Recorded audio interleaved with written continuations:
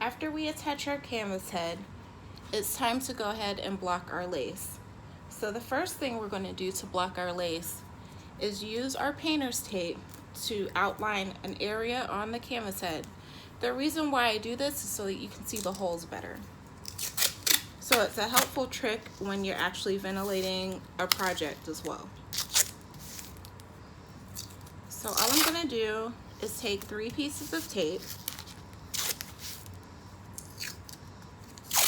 and tape it to my canvas head so that I can see my work better. Now it's time to go ahead and lay my piece of practice lace on top of the tape. As you can see the lace a lot better now. So as you can see, the hexagonal patterns on the lace are right on top of each other. So this means the grain is aligned vertically. Whereas if I turn the lace this way, now you can see that the bobbin is lining up horizontally. To block our lace, we'll need some bias tape, needle nose pliers, and our balled pins.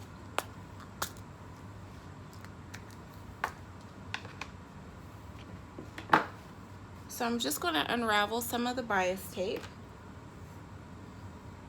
and I'm going to go ahead and lay it right on top of the lace. So especially because the holes on this lace is very big, we're going to make sure that we cover the entire bottom and sides and top of the lace. So I even have some sticking out the bottom, and that's because the lace is so big, we want to make sure that we pin it and it actually stays. So all I'm going to do is take my straight pins and pin along the lace and the bias tape about every centimeter or so. So the reason why we use bias tape to pin down our lace is simply to protect our lace. And now I also have more surface to pin the lace onto. As you know, lace is very delicate and you don't want to puncture it with your needles. So I'm just going to pin it very evenly along the bottom. And now you can see that that is very secure. So we're going to go ahead and continue around the entire perimeter of the practice lace.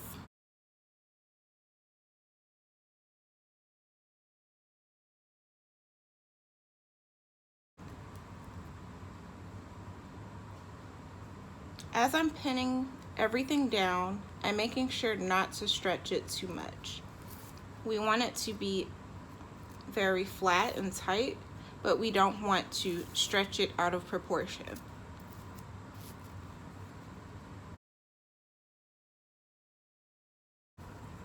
And when you're done pinning, you can go ahead and cut off the bias tape.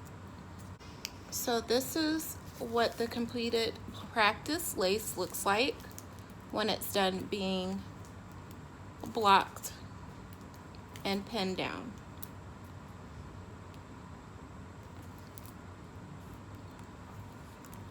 So again, we're going to start this way because our grain is aligned vertically, meaning the grain is lined up going up and down.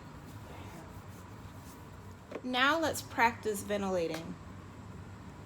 I have some blue string, and the tips of the string has been blacked out to represent the root. So this is the root of the string, and this would be the tips of the string. So let's start with one strand. To start ventilating, you're going to fold your piece of hair over a little to make a loop.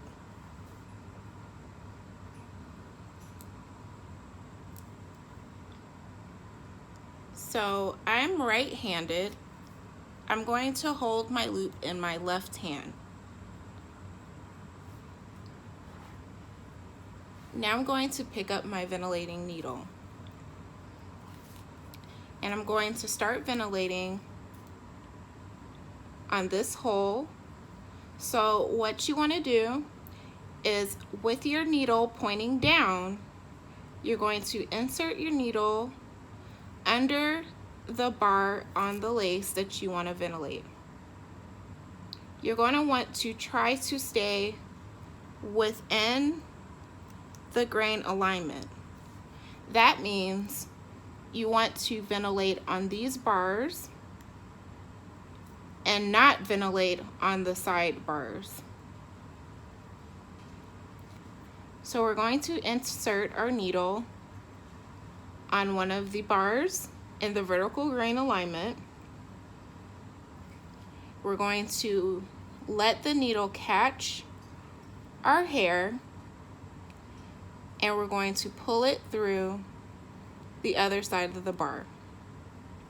So now you have the folded strand of hair underneath the bar of the grain, and you have your loop of your strand of hair on the straight of the needle. Now we are going to wrap, still holding the two ends of the piece of hair tightly. We're going to wrap them around the straight of the needle. The tip of your needle is still pointing up. To be able to tie the knot, we're going to rotate the needle away from you and then pull it through the loop made.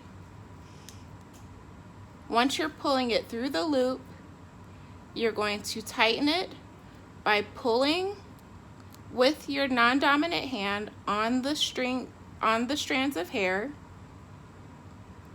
and then you're going to pull the loop and let go at the same time. Now you've tied your first knot.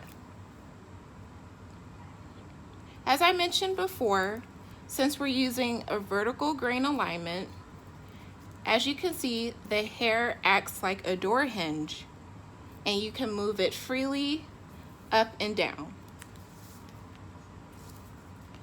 So let's tie a knot using more than one piece of hair. Usually when you're ventilating, you're going to grab several pieces of hair. But for this example, we're using yarn, and we're going to use 2 pieces of yarn. So again, we're going to fold the yarn over a little, hold the loop in our non-dominant hand with enough tightness so that you don't lose the hair. We're going to select the next hole to ventilate, and we're going to insert our needle with the tip facing down under the first bar of the lace. When the needle comes out of the lace, we're going to allow the needle to capture the amount of hair that it wants. And then we're going to guide the hair with the needle underneath that bar of the lace. Remember at this point to go ahead and point your needle up so that you don't lose that strand of hair. And I'm still holding the rest of the hair tightly in between my fingers of my non-dominant hand.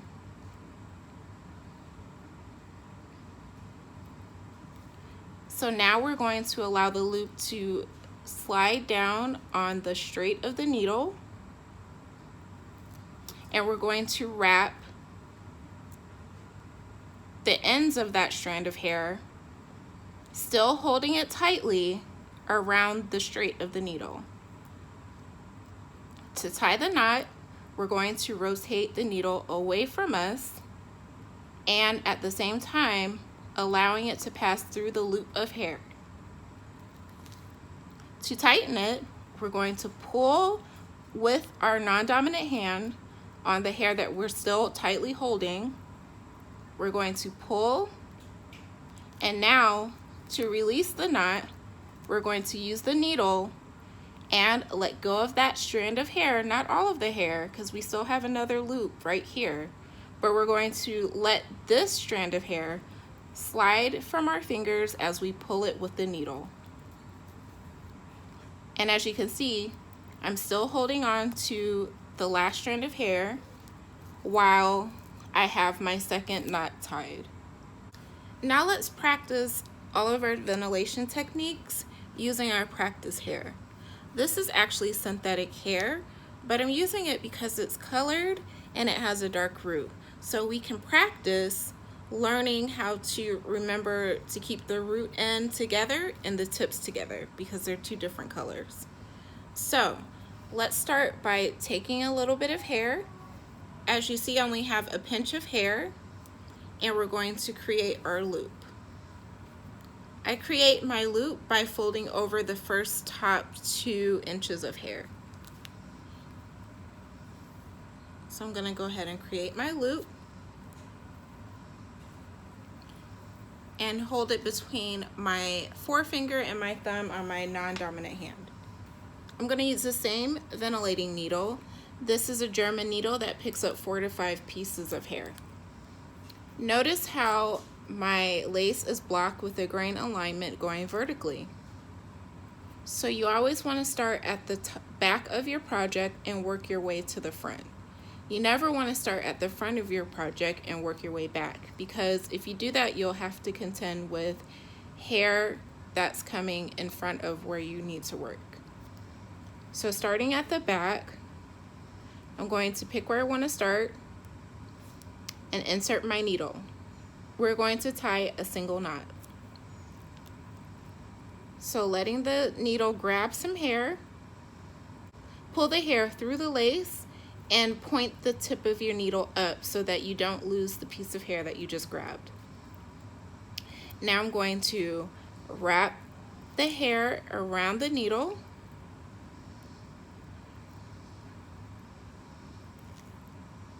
and we're going to rotate it and pull it through the loop of the hair at the same time.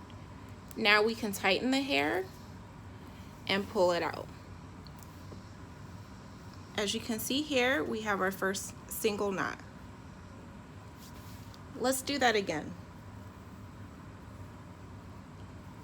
This time, instead of going in front of the work that I just did, like we did with the yarn, I'm going to go on the side and pick another strand, another hole to go into. Insert my needle,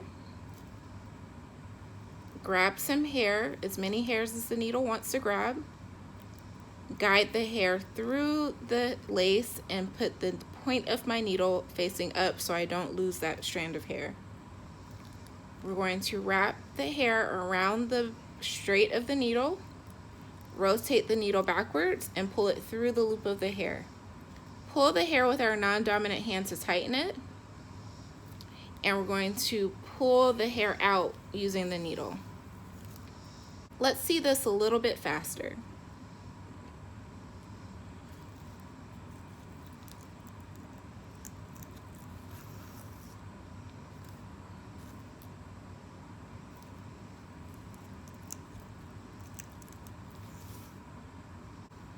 You just want to continue until you can practice and fill up this whole entire area. So to practice, try to fill up this entire section with ventilation. And we're just going to do single strands.